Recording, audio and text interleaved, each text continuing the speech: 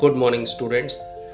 Hi, this is Prem Kumar Prasad और आज हम लोग बात करने वाले हैं संविधान दिवस के बारे में। क्यों हम लोग संविधान दिवस मनाते हैं, तो ये पूरा वीडियो देखिए और इसके इम्पोर्टेंस को समझिए and please subscribe my channel as well. Thank you very much. नमस्कार। आज हम बात करने वाले हैं भारत के एक बहुत ही खास दिन के बारे में, संविधान दिवस। ये उस दिन की कहानी है जब हमारे देश की सबसे जरूरी किताब, हमारी रूल बुक बन के तैयार हुई थी। तो चलिए जानते हैं ये सब कैसे हुआ। कभी सोचा है कि हर देश को चलाने वाली जो एक नियम पुस्तिका होती है, उसका भी तो कोई जन्मदिन होता होगा, है ना? उस खास दिन को क्या कहते हैं जब वो बनकर तैयार हुई? तो भारत में हम इस ऐतिहासिक दिन को संविधान दिवस के नाम से जानते हैं और ये दिन आता है हर साल 26 नवंबर को, क्योंकि 1949 में इसी तारीख को हमारे संविधान को औपचारिक रूप से अपना लिया गया था। हाँ, लेकिन ये जो रूल बुक है, ये कोई एक दो दिन में नहीं बन गई। इसके पीछे एक बहुत बड़ी, एक बहुत ही मॉन्यूमेंटल मेहनत थी। आइए देखते हैं कि देश का ये ब्लूप्रिंट बनाने में आखिर कितना वक्त और कितनी कोशिशें लगी। पूरे 2 साल, 11 महीने और 18 दिन। जी हाँ, इतना लंबा समय लगा हमारे संविधान को बनाने में। ये आंकड़ा ही अपने आप में बताता है कि कितनी मेहनत, कितना गहरा विचार विमर्श और कितना अटूट समर्पण लगा होगा।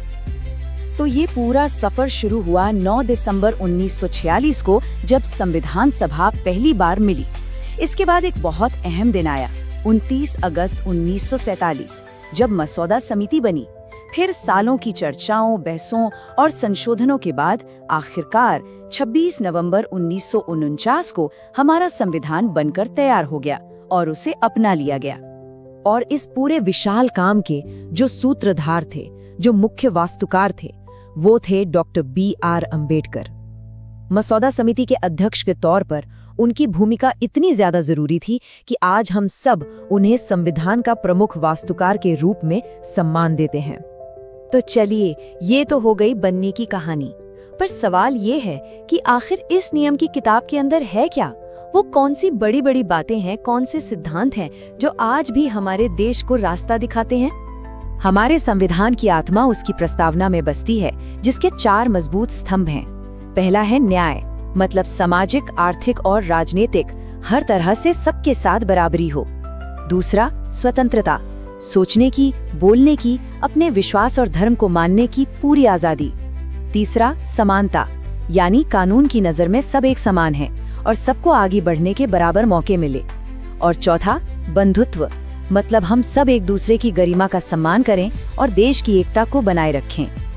अच्छा, तो अब बात करते हैं कि आज के दौर में हम इस दिन को याद कैसे करते हैं, मनाते कैसे हैं, क्योंकि ये सिर्फ इतिहास का एक पन्ना नहीं है, बल्कि एक जिंदा परंपरा है।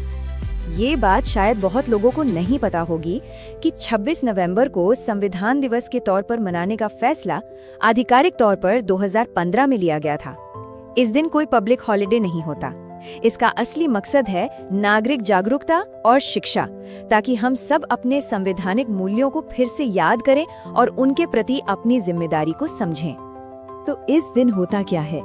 देश भर के स्कूलों में, सरकारी दफ्तरों में सब एक साथ मिलकर संविधान की प्रस्तावना पढ़ते हैं। संवैधानिक सिद्धांतों पर सेमिनार और चर्चाएं होती हैं। छात्रों के लिए भाषण और निबंध प्रतियोगिताएं रखी जाती हैं।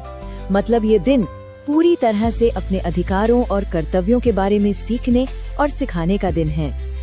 चलिए अब एक बहुत ही आम कंफ्यूजन को दूर करते हैं। 26 नवंबर और 26 जनवरी, अक्सर लोग इन 2 तारीखों में थोड़ा कंफ्यूज हो जाते हैं। आखिर दोनों में फर्क क्या है? आइए इसको बिल्कुल साफ साफ समझते हैं। देखिए, बहुत सीधा सा फर्क है। 26 नवंबर यानी संविधान दिवस वो दिन है जब हमारा संविधान बनकर तैयार हुआ, उसे अपनाया गया। और 26 जनवरी यानी गणतंत्र दिवस वो दिन है जब ये संविधान पूरी तरह से लागू हुआ और भारत एक गणतंत्र बना। इसीलिए एक दिन जागरूकता का है तो दूसरा दिन एक बड़े राष्ट्रीय उत्सव का, जिसमें परेड और झांकियां होती हैं। डॉक्टर अंबेडकर ने एक बहुत ही कमाल की बात कही थी। उन्होंने कहा, संविधान केवल वकीलों का दस्तावेज नहीं है, ये जीवन का एक वाहन है। इसका मतलब कितना गहरा है कि ये सिर्फ कानूनों की एक सूखी किताब नहीं है, ये एक जिंदा चीज है जो वक्त के साथ समाज के साथ चलती है और विकसित होती है। तो आखिर में एक सवाल हम सबके लिए, अगर संविधान वाकई जीवन का एक वाहन है, तो फिर हम यानी इस देश के नागरिक कैसे ये पक्का करें कि ये गाड़ी हमेशा सही दिशा में न्याय, स्वतंत्रता और समानता की तरफ ही आगे बढ़ती रहे। ये एक ऐसा सवाल है जिस पर हम सभी को सोचना चाहिए।